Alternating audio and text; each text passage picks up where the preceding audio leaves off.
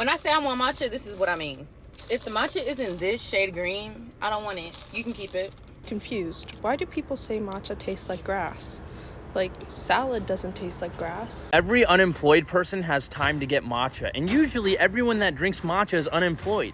So naturally, today, I am going on a matcha crawl. Welcome to my series where I try matcha from small businesses. Today I'm going to show you the top 5 matcha brands you should try in 2025. I've gone through about a dozen different tins of matcha over the past 5 months. You've probably seen and heard a lot about matcha tea, which seems to have just blown up out of nowhere and become mainstream. And considering most of us don't even know what it is, it's confusing how it's become so successful. But its success is largely driven by its popularity and virality on social media. Matcha, ubiquitous with health and wellness, this green tea has become a beacon of social status in the West. From slow pours to Pilates bodies and clean girl aesthetics, you cannot scroll social media and not see this vibrant green drink. What was once a niche ceremonial tea has now grown to a global phenomenon. But how has this grassy green powder gained so much popularity? In this month's episode, we'll delve deep into what I like to call the matcha moment, the trends, the themes, the shortage even, and what this says about us, the culture. You're tuned into the Authentic Alicia Pod, where we keep it real and rooted in purpose. Let's discuss matcha.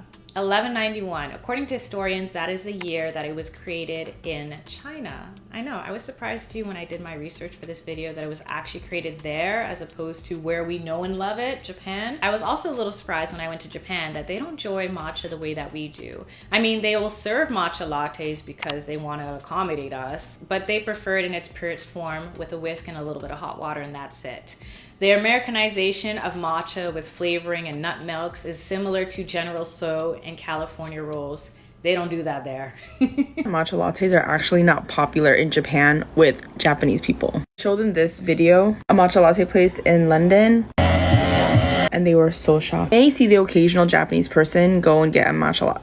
Actually, yeah, not common. As this is the Authentic Pod, there are so many perspectives I want to discuss with you, and I want you to share your angles too below. First of all, how long do you think this matcha moment's gonna last? I don't know. I didn't think it was gonna blow up the way it did. It's been about 2 years that it's been the most hyped food product, and as someone who's been drinking it for about 15 years, I only know that because I started drinking it the same year I was diagnosed with my eye disease. People used to side-eye me like, what is that? That's nasty. Why are you drinking that? It gives me the caffeine kick without the crash. I used to get the jitters in class, and it was bad. It looked like I was on one. As I've said in previous episodes, when we buy into something, we're also buying into our identity. It's so plain to see on social media that so many people are purchasing their persona when they pick up their matchas. How many times have you seen a city girl sip, slow, and stroll while running shopping spree errands? I love that they call shopping errands. This is how food becomes a social status. When you start to adhere to an identity, whether you value health because you're eating or drinking something that has antioxidants, could be a mood booster, helps balance weight, or it's something that's trendy that gives the appeal of a lavish lifestyle. After all, these drinks are not cheap. They run $8 to $10 here in the Six, and every time I buy one, I'm like,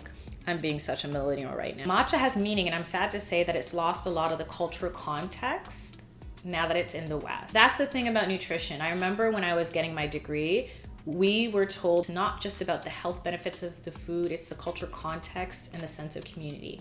When we consume foods, we're also consuming energy, and we're also consuming an ideology. Choosing matcha is choosing yourself. There's something to be said about the fact that you can sip your wellness. This is something that is convenient but expensive that you can just pick up and go or make in the morning, and you're already paying into yourself because you have to pay attention when you make it. The intention behind whisking the matcha at a certain temperature and adding the milk, if you even do, says a lot about you than any other tea. I think that's why it's doing so well currently. We're living in an era where we're seeing the shift between the girl boss to trad wife, clean aesthetic, soft life mashup. People just want to have a small sip of serenity. They want to feel that calm or that sense of I'm doing something nice for me, and that's why they always get us with these little luxuries. We can't afford houses no more, but we can afford matcha. The housing market created the $20 smoothie.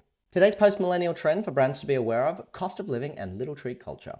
Millennials were the first generation to start to get locked out of the housing market, which ironically actually left them with a lot more disposable income. So in the absence of being able to buy a house, we created whole categories of aspirational lifestyle brands for people to spend money on. Enter the rise of little treat culture. A little treat is a small, affordable, everyday luxury. A coffee, a pastry, getting your nails done, a bag charm. Splurging on small things ironically becomes a way of asserting control. This decrepit shack in Sydney costs $1.5 million?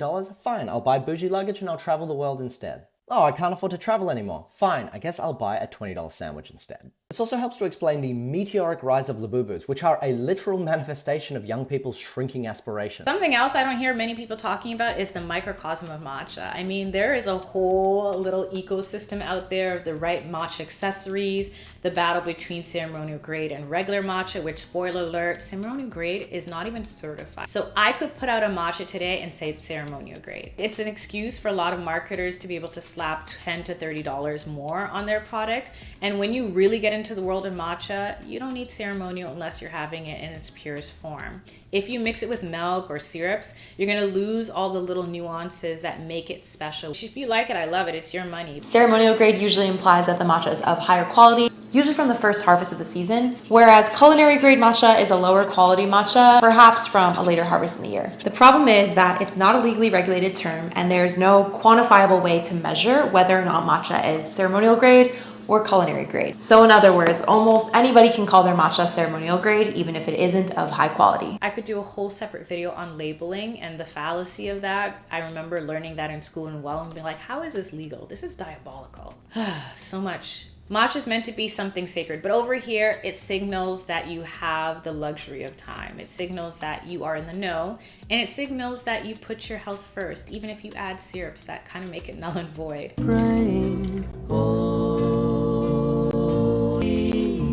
I do it too, so I'm not judging. Listen, my favorite matcha is a honeydew matcha. It's discontinued and I'm devastated. When we buy into things, it's not just the thing, it's what the thing represents to us at that stage in life. That matcha shortage you're talking about is really real. It's a mix between climate change and the supply and demand, and it's only made in a small region of Japan.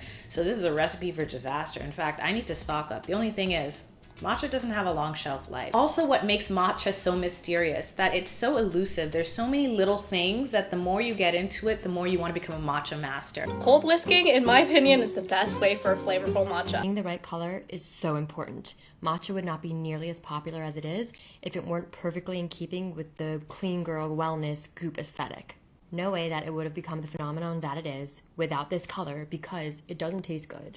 It tastes as good or as bad as mushroom coffee, which hasn't taken off because it doesn't have the right look. Typically, matchas from Yame tend to be more like nutty and umami. Whether it's getting the right gear, like I mentioned, or knowing the different regions to get the matcha or the different notes, boiling at the right temperature so you don't burn these delicate leaves. All foods have history, but I find matcha extremely intriguing. Like many other things, I think of matcha as an economic indicator, as a lot of us cannot afford some of the things we would like to at this stage in our life. We tend to treat ourselves to the little things in life, and matcha is one of those things that is more attainable, much like Labubus, which you discussed on this channel as well. For that exact reason, I think matcha exploded at the perfect time, where people want to find a way to prioritize themselves, but they're unable in certain areas of their life, so they're just trying to wherever they can. I don't think there's anything wrong with that. Matcha has a lot of health benefits. I used to post the health benefits of foods on my social media. If you wanted to bring that back, I can definitely do that. One of my favorite things about matcha is that the way that the caffeine releases is very different from coffee. Matcha is rich in EGCG, a powerful antioxidant that lowers inflammation. But matcha can block iron absorption, so avoid drinking it with meals and supplements. Matcha is one of those things that's loaded. It kind of reminds me of the acai or chia seed or turmeric crazes of present past,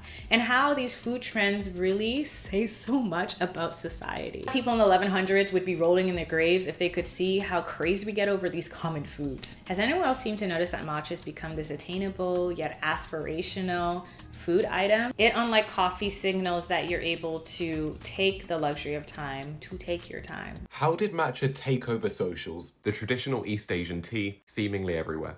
The hashtag alone has over 2 million posts and brands are taking note. Using matcha as a prop within their marketing campaigns, it's increasingly served at brand pop-ups, a way of world building, conveying slow living, featured in branded starter pack memes. It elevates anything it surrounds, commonly incorporated in fashion content. We've seen the rise of this viral cup holder trend from skincare beauty brands not even directly associated with matcha. The drink adds to the overall mood. Green products that would once be considered sage are now being branded matcha, from Nike naming their dunks, a way for brands to align themselves with people. For marketers, the numbers don't lie. Matcha is having its cultural moment. I wonder how many people actually like matcha. When you see people making matcha on social in these pretty glass cups, let's not even get into the wonderful world of wet jars, because why? Why? Trends take flight specifically because of the hype and the implicit opportunity for clicks and then eventually coins. If you can identify with your favorite content creator because they have matcha from a certain cafe that's really pretty or out of the way and it's a hidden gem, everything's a hidden gem because that's what's actually trending. My dad said this is the best matcha he's ever had, so here's a tutorial on how I made his matcha. I need a matcha brand to do something really cool this summer. Matcha has now become the go-to drink with everyone and their mum drinking it. And with more brands popping out every week, there's a bigger need than ever to stand out. So if you're a matcha brand, take it beyond just being a drink and being a lifestyle. Matcha has never seen so much love on search engines until now. Maybe over the last 2 years max. All in all, I would say matcha is more than just a moment, especially when you get into the cultural context and you take the time to learn about the leaves and what they mean and the history, or even just take the time to indulge in your daily ritual. It really is an opportunity for us to pour into ourselves, to have patience with ourselves, and to sip a little self-care. I mean, there is the capitalistic angle of everything being commodified, but when you get down to the grassroots, identify with matcha or any other healthy food on a real level, that is the true benefit. And variety and moderation, you know, I gotta throw that in. Variety and moderation is key, because some of the things they're mixing matcha with, I'm like, you guys have definitely lost the plot. But that is all I've got. I hope you guys enjoyed this one. This is my love letter to matcha. Matcha has been with me many a tired early mornings. It's written my essays for me. It's helped me find love and pay my mortgage. Okay, maybe not quite, but I still love it all the same. I just hope that the shortage doesn't cause it to spike too much, because it's already expensive. You'll see me sipping it for a long time. Matcha now, man. I like this shit. It's cooler, it's smoother, it's matcha. You coffee is too crazy. And until next episode, stay blessed, stay authentic.